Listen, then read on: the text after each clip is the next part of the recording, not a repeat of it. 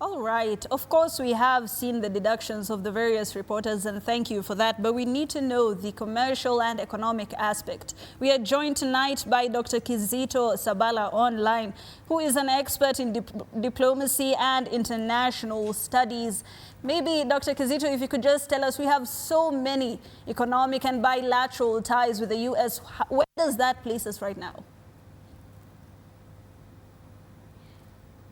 Thank you so much, and thank you for having me. I think indeed it is true that Kenya and America have a lot of bilateral relationship in terms of trade and investments. And I think the one that comes out most is the AGOA. This arrangement is meant to allow Kenya's goods to be sold in the American markets. And I think given the Trump's victory, I'm not sure that this is going to change. I think the American economy requires different exports or imports from the developing countries, and one of the very strategic issues that America follows is actually the issue of the AGOA that allows the goods from the developing countries to get into the American market. Right. And I think this is something that Trump is going to continue with. All right. Dr. maybe if you could just give us clarity. Now, Trump is coming in saying that he wants more tariffs, especially for countries that may not be aligned to the U.S. We're seeing as much as 200% in tariffs. What does this mean for exporters in our country? For exporters in our country, I think most of those tariffs are really not targeted for small countries like Kenya. If you look at the relationship between Kenya in terms of trade, it is very small, significant.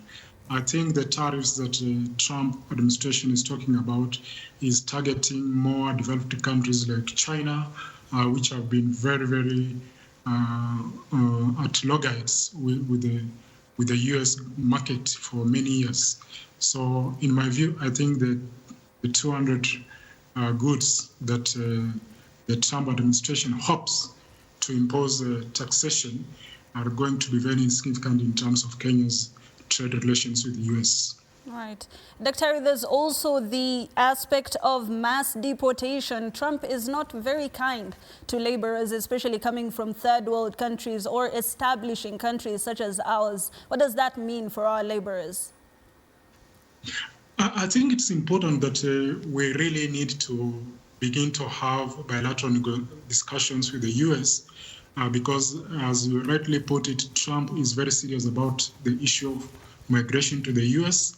And this not only affects the investors, but also it affects the Kenyans living in the U.S. and trying to invest in the U.S., but also the Kenyan students who are already in the U.S., but also those who are also hoping to go to the U.S. for further study.